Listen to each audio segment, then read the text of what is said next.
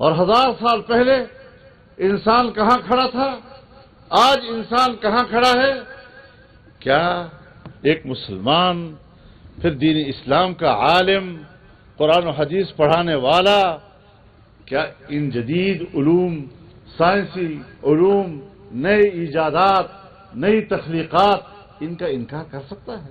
اور پھر میں چیلنج کرتا ہوں ان جدید دور کے لوگوں کو کہ آئیں، میرے مدرسے کا طالب علم کالج یونیورسٹی کے نصاب کا امتحان دیتا ہے، اس کی شرح بھی نکالی جائے کہ ہمارا کتنا فیصد نوجوان عصری علوم حاصل کر رہا ہے، اور تم بھی لاؤ اپنا حساب کہ تمہارے بچے کتنی تعداد کے ساتھ دینی علوم حاصل کر رہے ہیں، ہمارے دینی مدارس ادا کر رہے ہیں۔ ہمارے علماء کرام اپنے ذہن سے اور اپنے شخصی فکر کے ساتھ قرآن کریم کی تشریح، اس کی توضیح و تبیین نہیں کرتے، بلکہ قرآن کریم کی تشریح و تبیین وہی کرتے ہیں جو ان کو سند سے ملی ہے، اور جس کی سند جناب رسول اللہ صلی اللہ علیہ وسلم تک پہنچتی ہے۔ ان مدارس میں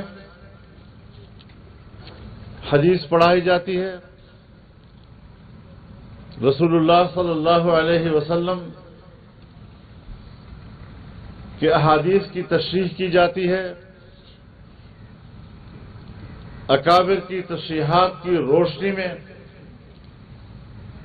جو تشریح ان کو سند سے ملی ہے وہ امت کے حوالے کرتے ہیں، اس سے وہ امت کی رہنمائی کرتے ہیں۔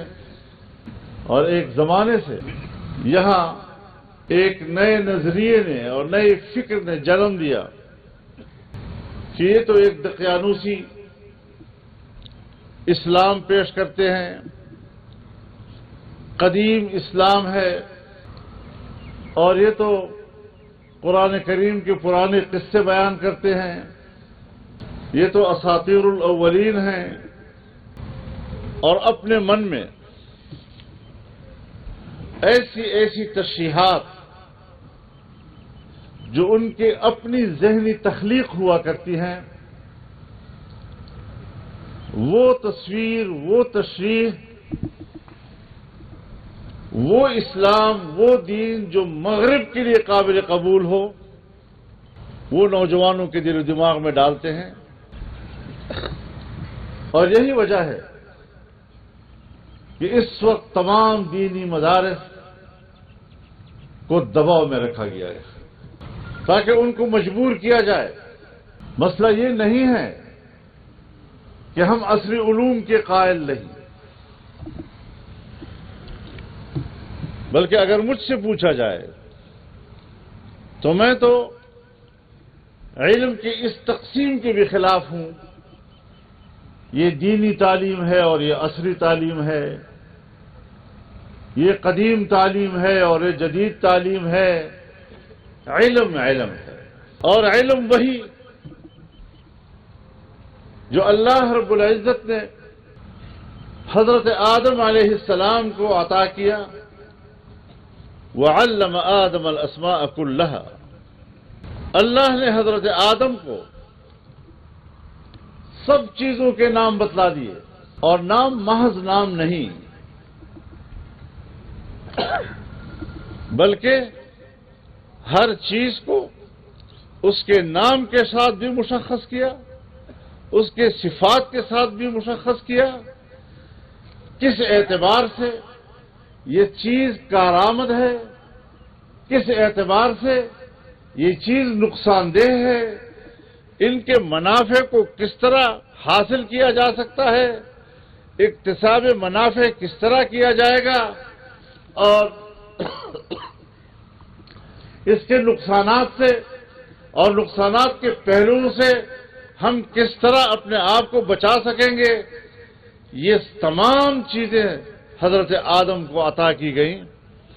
اور جب تمام چیزیں چاہے اس کا تعلق فلکیات کے ساتھ ہو، چاہے اس کا تعلق ارضیات کے ساتھ ہو، چاہے اس کا تعلق علویات کے ساتھ ہو، چاہے اس کا تعلق سفلیات کے ساتھ ہو، ہم قسم کے علوم ذرہ ذرہ کے حضرت آدم کو عطا کیے، اور حضرت آدم علیہ السلام کو جب سب چیزوں کا علم دے دیا گیا تو اس کا معنی یہ ہے کہ بنی آدم کے اندر سب چیزوں کا علم حاصل کرنے کا استعداد عطا کر دیا گیا۔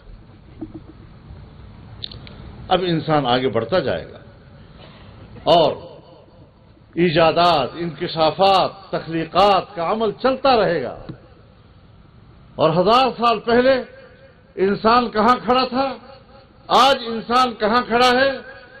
کیا ایک مسلمان، پھر دین اسلام کا عالم، قرآن و حدیث پڑھانے والا، کیا ان جدید علوم، سائنسی علوم، نئے ایجادات، نئی تخلیقات، ان کا انکار کر سکتا ہے؟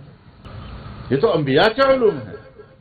حضرت نوح علیہ السلام کو اللہ تعالی نے لکڑیوں کا علم عطا کیا، آپ نے کشتی بنائی، اگر یہ علم آپ کے پاس نہ ہوتا آپ اتنا بڑا جہاز کیسے بناتے؟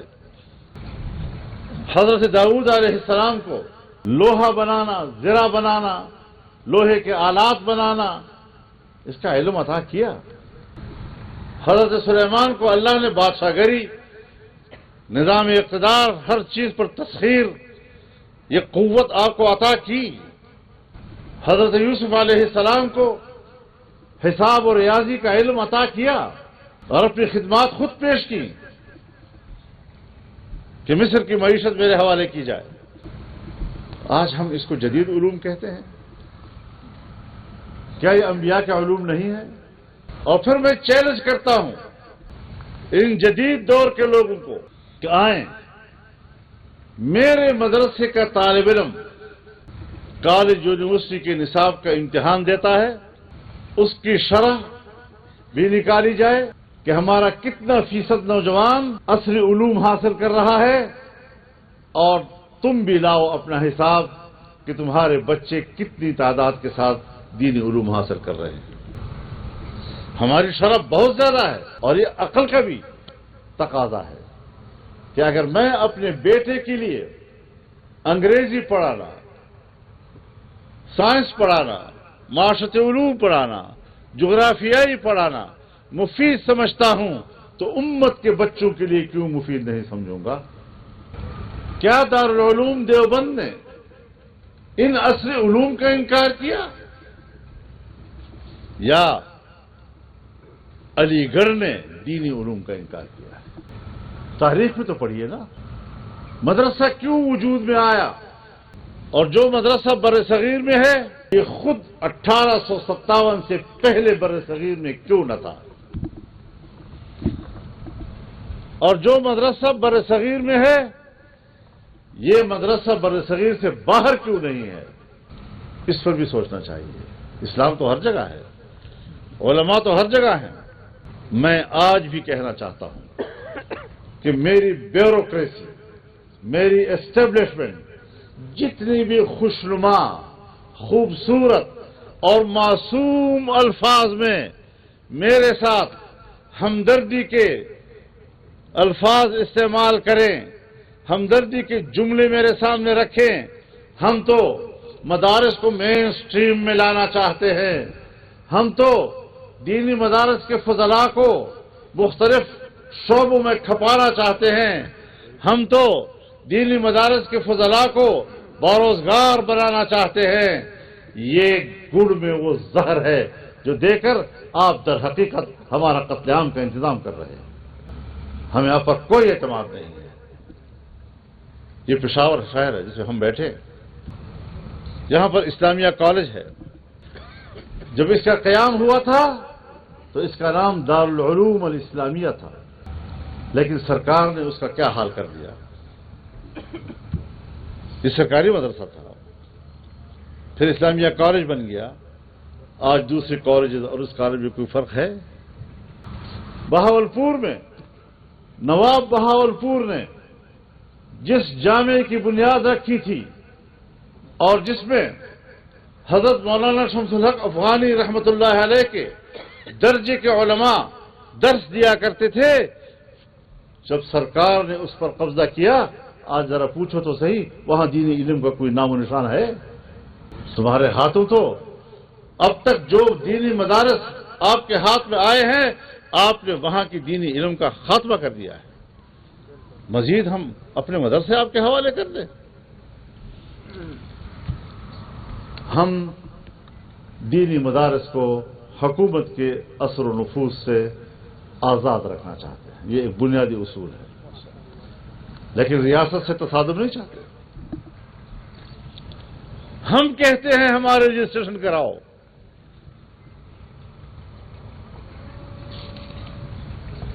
اور آپ کہتے ہیں نہیں، ہم آپ کے رجسٹریشن نہیں کریں گے. ہم کہتے ہیں ہمارے بینک اکاؤنٹ کھولو، آپ ہمارے بینک اکاؤنٹ بند کرتے ہیں. اب آپ مجھے بتائیں کہ جب ادارہ رجسٹرڈ ہوگا وہ ریاست کے لیے مفید ہوگا، یا اگر وہ رجسٹرڈ نہیں ہے تو پھر ریاست کے لیے مفید ہوگا؟ ہم تو مملکت کے نظام میں رہنا چاہتے ہیں. بندوق ہے،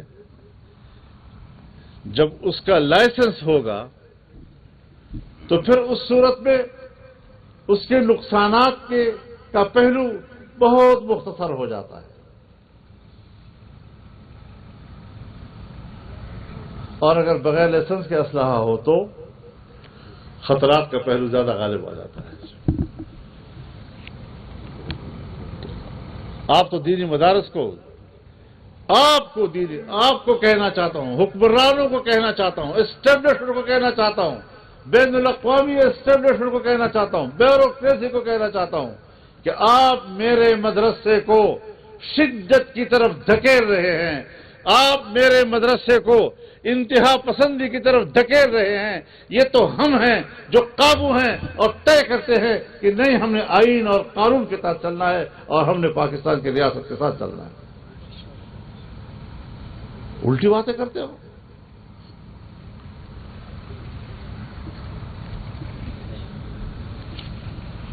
الزامات لگاتے ہو، ہمارے خوبصورت چہرے کو آپ بددماغ انداز سے پیش کرتے ہو.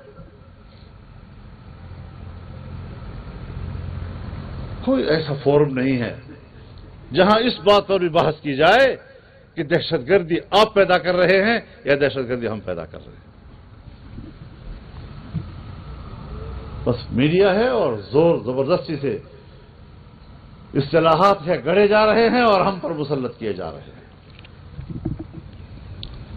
تو میرے بھائیوں، یہ ایک جنگ ہے.